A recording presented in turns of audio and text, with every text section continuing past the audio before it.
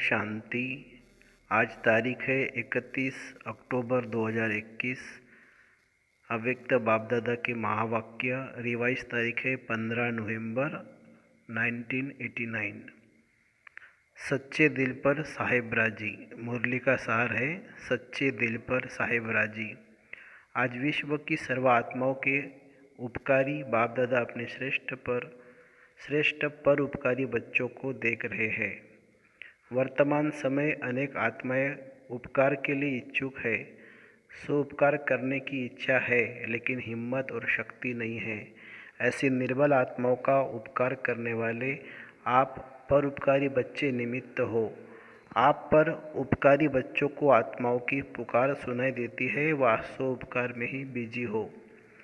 विश्व के राज्य अधिकारी सिर्फ सो उपकार नहीं बनते, पर परोपकारी आत्मा ही राज्य अधिकारी बन सकती है।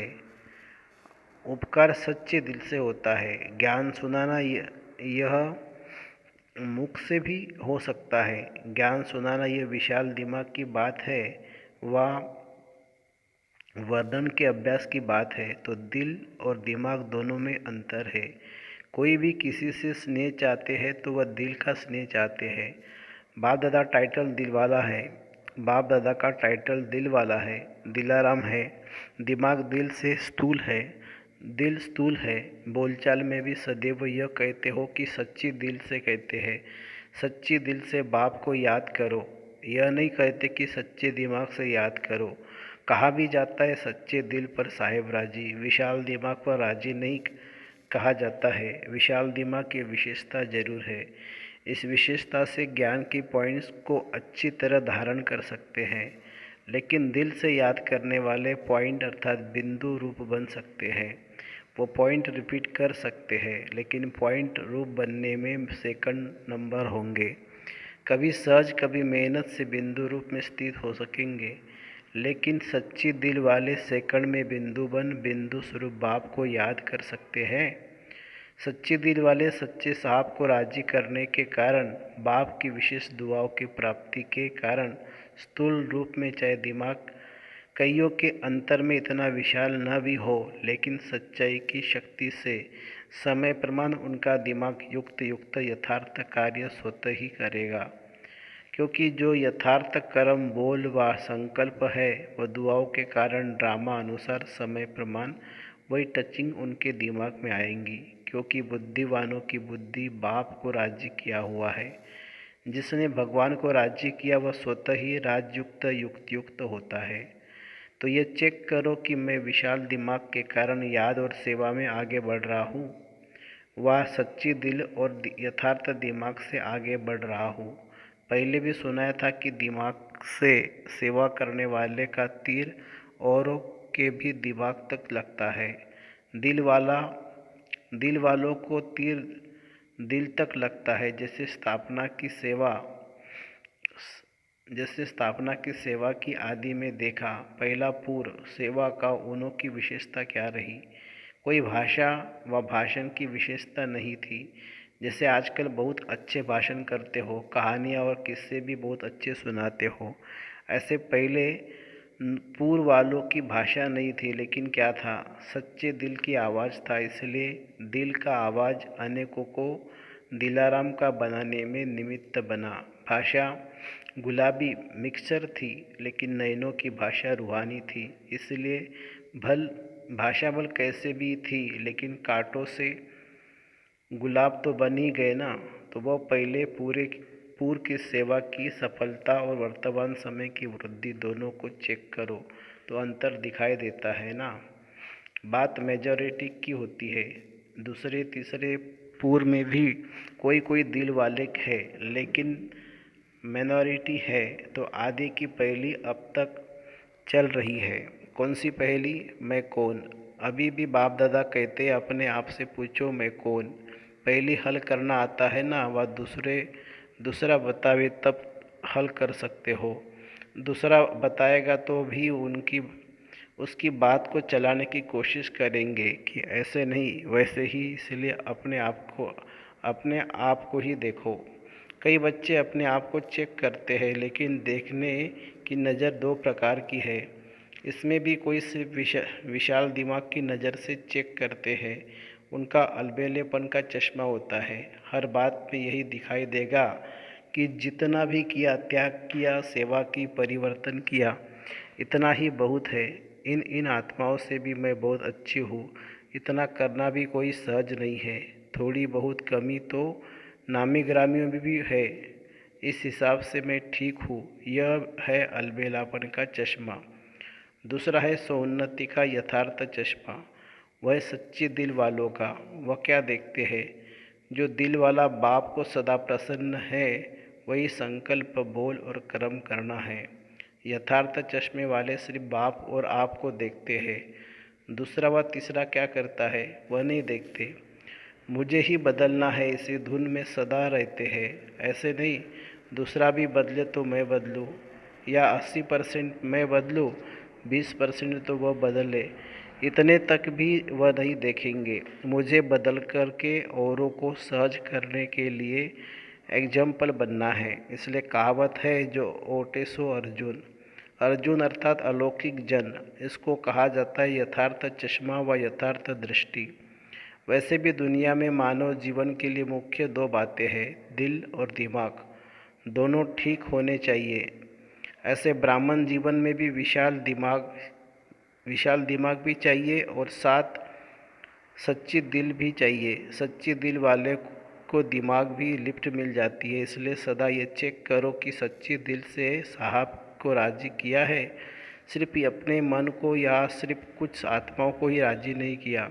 सच्चे साहब को राज़ी होना, इनकी बहुत निशानियां हैं। इस पर मनन कर रूह रिहान करना, फिर बाप दादा भी सुनाएंगे। अच्छा, आज टीचर्स बैठी है। टीचर्स भी ठेकेदार है। कॉन्ट्रैक्ट लिया है ना, 100 परिवर्तन से विश्व परिवर्तन करना ही है। ऐसा बड़े से बड़ा कॉन्ट्रैक्ट लिया है ना, जैसे दुनिया वाले कहते हैं, आप मरे मर गई दुनिया, आप नहीं मरे तो दुनिया भी नहीं मरी। ऐसे ही 100 परिवर्तन ही विश्व परिवर्तक है। बिना 100 परिवर्तन के कोई भी आत्मा प्रति कितनी भी मेहनत करो, परिवर्तन नहीं हो सकता है। आजकल के समय में सिर्फ सुनने से नहीं बदलते हैं, लेकिन देखने से बदलते हैं। मधुबन भूमि में कैसी भी आत्मा क्यों बदल जाती है? सुनाते तो सेंटर पर भी हो, लेकिन यहाँ आने से स्वयं देखते हैं। स्वयं देखने के कारण बदल जाते हैं।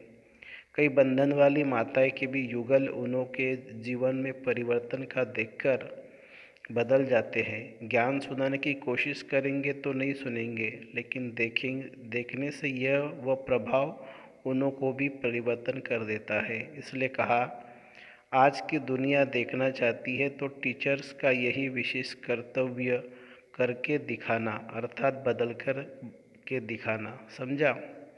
सदा सर्व आत्माओं के प्रति परोपकारी, सदा सच्चे दिल पर सच्चे साहब को राजी करने वाले, विशाल दिमाग और सच्चे दिल का बैलेंस रखने वाले, सदा स्वयं को विश्व परिवर्तन के निमित्त बनाने वाले, स्वचिंतन करने वाली श्रेष्ठ आत्मा, श्रेष्ठ सेवाधारी आत्मा समझ आगे बढ़ने वाले, ऐसे चारों ओर के विशेष बच्चों को बाप दादा का याद प्यार और नमस्ते।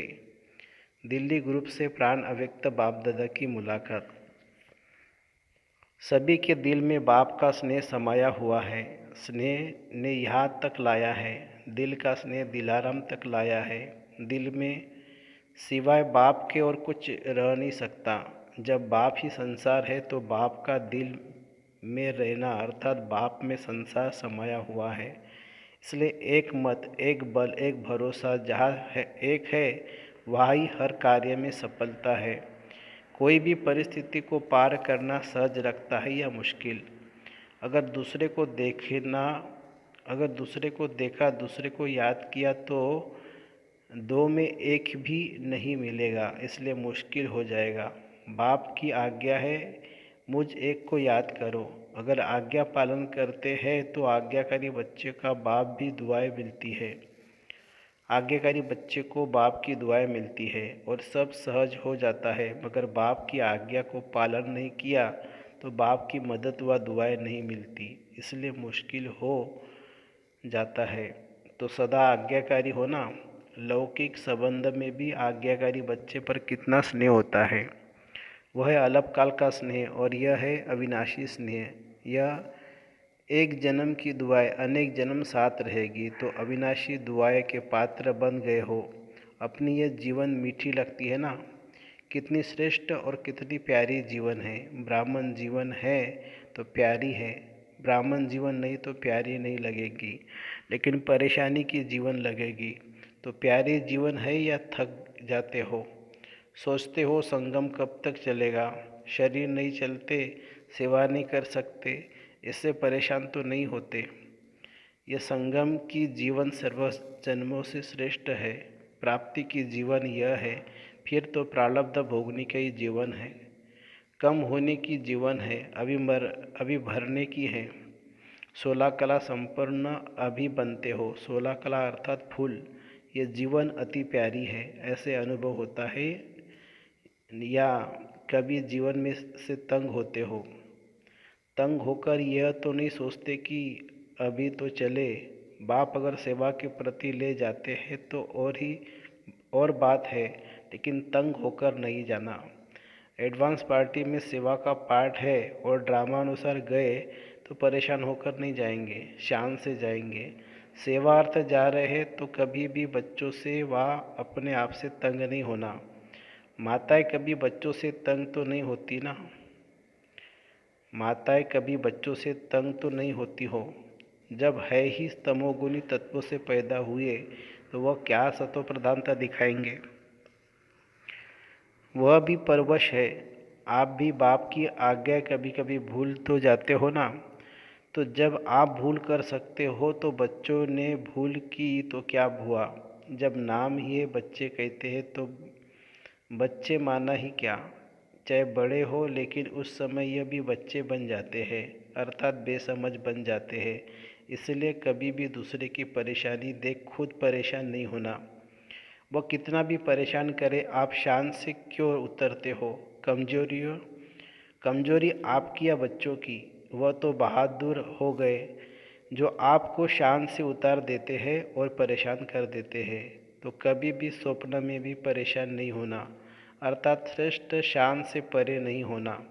अपने शान की कुर्सी पर बैठना, नहीं तो बैठना नहीं आता है।